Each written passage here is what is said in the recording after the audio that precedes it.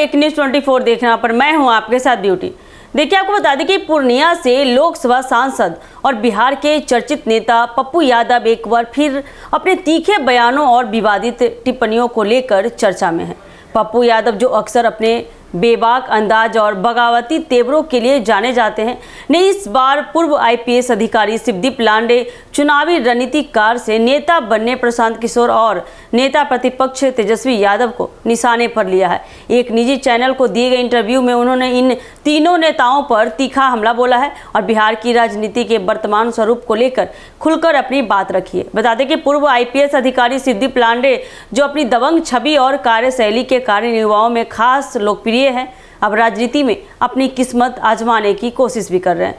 आपको बता दें कि पप्पू यादव ने उनके राजनीतिक प्रवेश को लेकर सवाल खड़े किए हैं और कहा है कि बिहार डगरा का बेगम नहीं है, यहाँ लांडे पांडे चांडे नहीं चलेंगे। इस बयान के जरिए उन्होंने यह संकेत देने की कोशिश की कि बिहार की राजनीति में केवल दिखावे या किसी छवि के बल पर टिक पाना आसान नहीं है। पप्पू यादव ने यह भी कहा कि बिहार में राजनीति किसी की कृपा या समर्थन से नहीं चलती है, बल्कि जमीन से जुड़े मुद्दों और जमीन के बीच काम करने वाले को असली जन समर्थन मिलता है।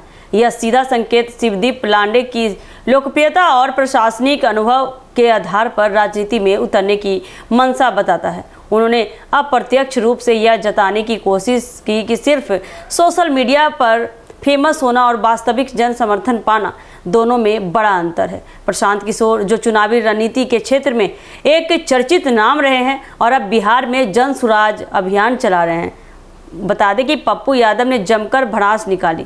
उन्होंने प्रशांत किशोर को बहरूपिया बताते हुए आरोप लगाया कि वे भाजपा कि वो टीम बनकर काम कर रहे हैं। उनका कहना था कि बिहार की जनता अब यह समझ चुकी है कि पीके यानी कि प्रशांत किशोर केवल दिखावा कर रहे हैं और उनके पास कोई ठोस वैचारिक आधार नहीं है। आपको आगे बता दें कि पप्पू यादव ने तंज कसते हुए कहा, याद दिलाया कि प्रशांत किशोर ने कभी नीतीश कुमार को अपना धर्मपिता कहा था, लेकिन आज वही उनके श्राद्ध की बातें करता है। उन्होंने पूछा कि क्या प्रशांत किशोर ही नीतीश कुमार को मुख्यमंत्री बनाए थे। वही बता दें कि 2015 से पहले भी नीतीश कुमार 3 बार मुख्यमंत्री रह चुके थे।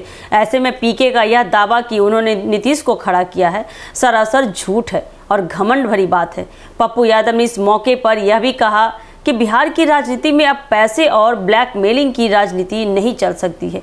उन्होंने इशारों में यह बताया कि प्रशांत किशोर की राजनीतिक रणनीतियां केवल कॉर्पोरेट स्टाइल में होती है, जो जमीन पर काम करने वाले नेताओं और कार्यकर्ताओं को हाशिए पर डाल देती है। उन्होंने दावा किया है कि ऐसे नेता और रणनीतिकार बिहार की राजनीति में असफल हो जाएंगे, क्योंकि जनता अब जागरूक हो चुकी है, जनता अब जाग चुकी है और केवल प्रचार और पैसे के दम पर ही नहीं किसी को वोट नहीं देने वाली है। तेजस्वी यादव, जो बिहार के मुख्य विपक्षी पार्टी आरजेडी के नेता हैं और लालू प्रसाद यादव के बेटे भी हैं, उन पर भी पप्पू यादव ने तीखी टिप्पणी की है। उन्होंने कहा कि अब आरजेडी लालू यादव की पार्टी नहीं रहेगी, यह पार्टी अब अहंकार में जी रही है। उनका आरोप था कि तेजस्वी यादव पार्टी को पारिवारिक जागीर समझकर चला रहे हैं और आम कार्यकर्ताओं या पुराने नेताओं की कोई सुनवाई नहीं होती है।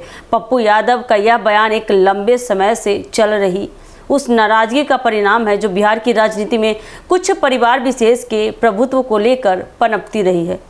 वही आपको बता दें कि वह खुद को एक जन नेता के तौर पर प्रस्तुत करते हैं, जो किसी बड़े दल या परिवार का हिस्सा नहीं है, बल्कि जनता के मुद्दों पर आधारित राजनीति करना चाहते हैं। पप्पू यादव के हालिया बयानों से साफ है कि वे बिहार की मौजूदा राजनीतिक व्यवस्था, खासकर उसके चेहरे और दावेदारों को लेकर काफ़ी असंतुष्ट है। शिवदीप लांडे जैसे नए चेहरों को लेकर उन्होंने यह स्पष्ट कर दिया कि राजनीति केवल छवि या प्रशासनिक अनुभव से नहीं, बल्कि जनता के बीच जाकर किए गए कामों से चलती है। प्रशांत किशोर जैसे रणनीतिकार पर भी उन्होंने सवाल उठाया कि बिहार में उनकी रणनीति नहीं चलेगी, क्योंकि यहाँ की राजनीति जमीनी हकीकतों पर आधारित है।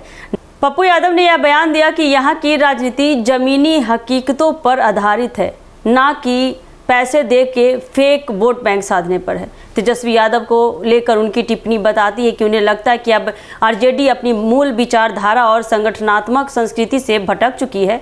कुल मिलाकर बता दें कि पप्पू यादव का यह बयान राजनीतिक गर्मी को और बढ़ा सकता है, खासकर जब लोकसभा चुनाव नज़दीक है। उनके इस आक्रामक तेवर से यह भी समझा जा सकता है कि वे खुद को एक विकल्प के रूप में पेश करने की तैयारी में है, न केवल अपने क्षेत्र में बल्कि बिहार की राजनीति के बड़े कैनवस पर भी है। तो ये देखना काफ़ी दिलचस्प होगा कि क्या पप्पू यादव अपने वादों पे खरे उतरते हैं, क्या पप्पू यादव की कही हुई बात सच निकलती है, क्या पप्पू यादव के ये तीखे हमले पप्पू यादव के वोट बैंक साधने में काम आती है। तो ऐसे ही राजनीतिक अपडेट के लिए बने रहे हमारे एक न्यूज़ 24 के साथ। दीजिएगा इजाज़त। धन्यवाद।